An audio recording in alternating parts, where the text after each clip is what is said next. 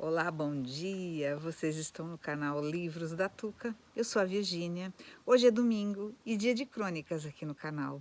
Esse lindo domingo de sol, sol de outono, maravilhoso. Uma delícia ficar no solzinho assim, meio friozinho, meio quentinho. Eu vou ler mais uma crônica do livro maravilhoso Sábados Inquietos, do José Castelo. Gente, esse livro é imperdível para quem ama literatura. As crônicas dele, todas elas têm a ver com livros, né, com autores, sabe? Ele nos dá dicas de livros e recomenda autores maravilhosos, tá? Aguardem aí, vai valer muito a pena.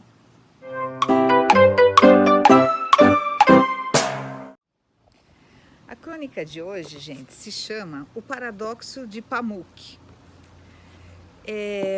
Vocês devem conhecer o autor Orhan Pamuk. Não sei se a pronúncia está correta. Eu tenho uma história. Antes de começar aqui, eu já vou contar para vocês uma história com ele. Eu fui na Flip de 2005, faz tempo, hein? Acho que foi uma das primeiras edições. E eu estava maravilhada. Eu fui com os meus filhos, nós estávamos todos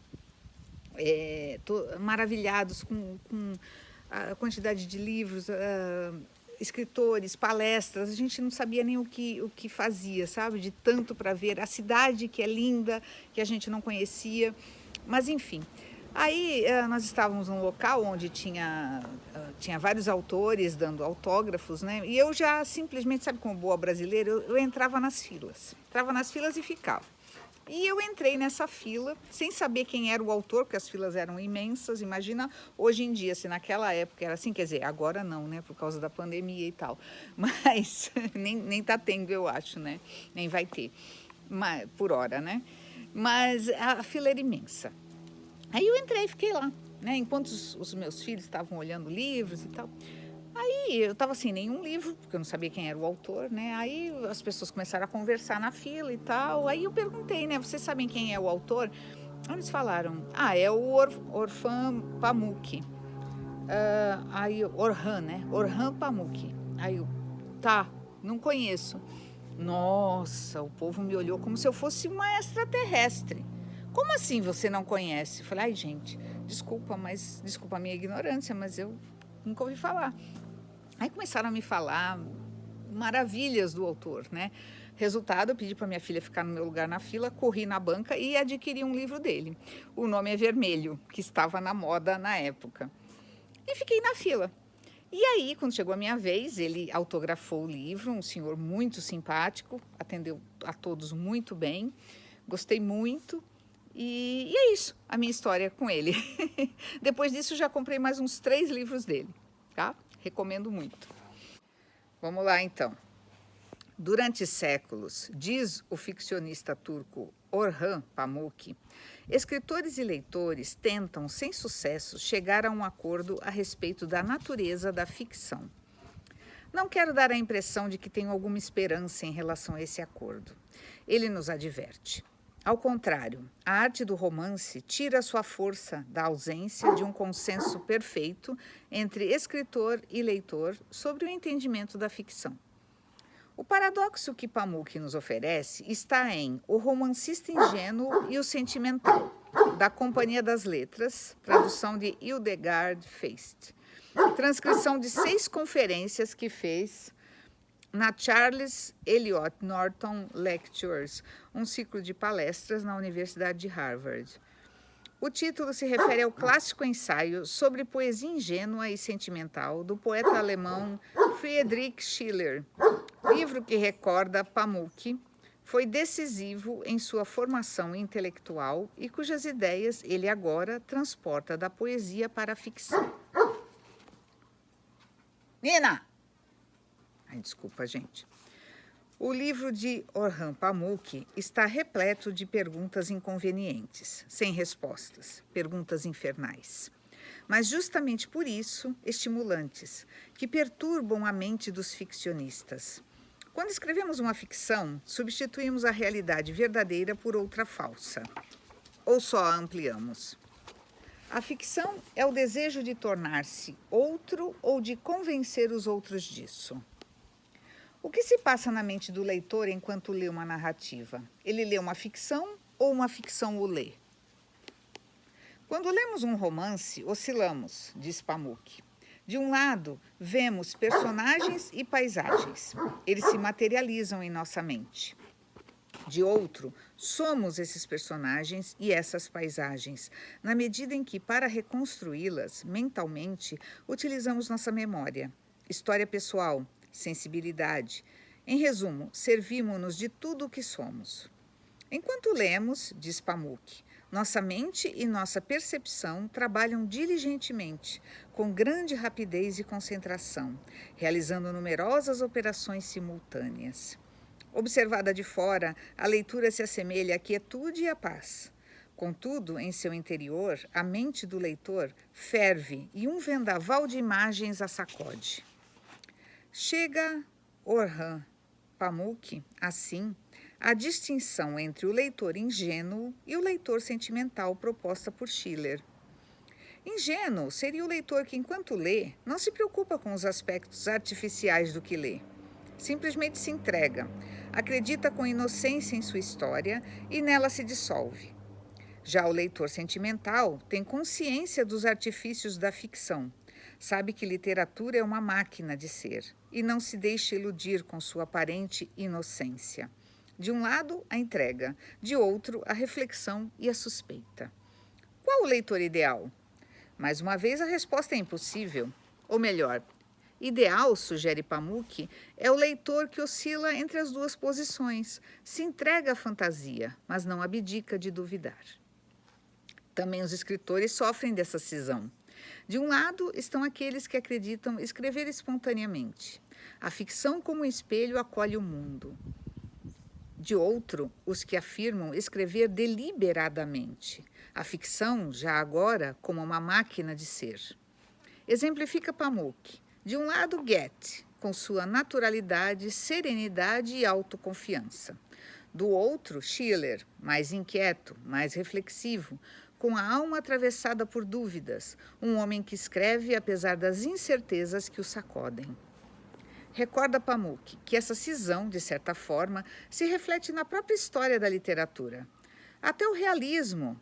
Líamos um romance para saber o que vai acontecer. A partir do modernismo, ao contrário, nós o lemos sem nenhuma esperança de resposta. Porque lemos então autores enigmáticos como Kafka, Joyce, Pessoa. Lemos não na esperança do conhecimento, lemos unicamente para nos impregnar de suas atmosferas, de sua visão retalhada do mundo, dos pequenos terremotos que se escondem entre suas páginas. O leitor moderno lê na esperança de chegar não a uma firme estrada de respostas, mas a um instável centro ficcional, isto é, de chegar ao coração do romance. Recorda Pamuk, aqui a fórmula simples, mas devastadora de E.M. Forster. O teste final de um romance será nosso afeto por ele. Críticos, doutores, estudantes, leitores comuns, todos temos os romances que nos devastaram, que nos levaram de alguma forma a pensar: este livro foi escrito para mim. No fim das contas, mesmo abdicando de espelhar a existência, a ficção dela se aproxima de forma radical. Argumenta Pamuk, um romance é uma estrutura única que nos permite ter pensamentos contraditórios sem constrangimento e entender diferentes pontos de vista ao mesmo tempo. A ficção nos permite ser ambíguos, indecisos, paradoxais. É do paradoxo e não da afirmação que as afirmações retiram sua potência. Quando Pamuk publicou em 2008 O Museu da Inocência, a história de Kemal, um homem obcecado pela paixão, muitos leitores lhe perguntaram: Sr. Pamuk, tudo isso aconteceu realmente com o senhor? Sr. Pamuk, o senhor é Kemal? Gustave Flaubert pareceu nos dar uma resposta clara a essa dúvida quando disse a célebre frase: Madame Bovary sou eu. Pamuk nos faz recordar, porém, do óbvio. Flaubert era um homem e não uma mulher, ao contrário de Emma, nunca se casou. Sua vida foi completamente diferente da vida de sua heroína. O que quis dizer então quando fez sua famosa afirmação? Falava não de uma identidade, mas de um estilo. É a maneira de ser de um escritor e não sua biografia que o carrega para dentro de seus livros. E isso o expõe de modo muito mais escandaloso do que podemos imaginar. Também o leitor, quando se apaixona por um livro, não compara conteúdos, mas maneiras, estilos de olhar, de sentir, de perceber. Entendemos uma cena porque a relacionamos com algo que já vivemos. Pamuk diz: não porque tenhamos vivido aquela cena, mas porque ela evoca outra cena guardada em nosso interior. E é dessa conexão, desse atordoamento, como um homem que leva um choque, que a leitura se alimenta. Nas ficções, realidade e fantasia se fundem de uma maneira tão intensa que é impossível separá-las. A força da ficção está na ausência da solução e de acordo. Pamuk insiste. Está na incerteza, uma vez que jamais chegaremos ao centro, ao coração prometido. Essa crônica foi escrita no dia 3/12 de 2011.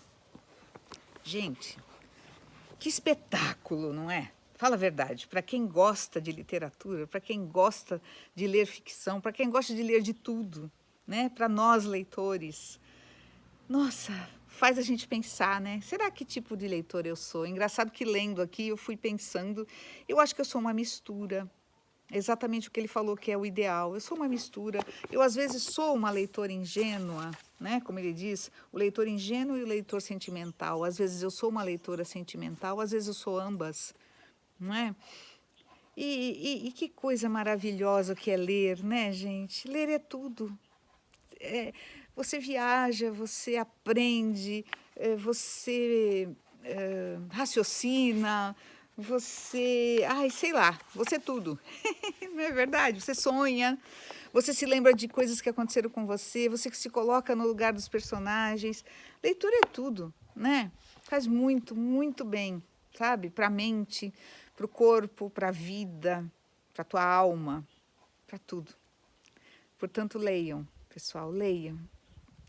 Leiam e aprendam e viajem e sejam felizes.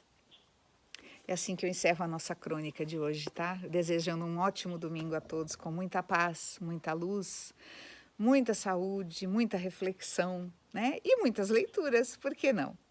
Agradeço aqui a todos que têm me incentivado aqui nas leituras das crônicas, que têm me incentivado com o canal, com os tipos de vídeo que eu faço. Agradeço pelas opiniões, pelas sugestões, pela amizade, por aqueles que estão comprando nos meus links, por aqueles que estão me dando presentes. Nossa, eu não canso de agradecer, só tenho a agradecer, tá? Um beijo a todos, obrigada e bom domingo. Tchau!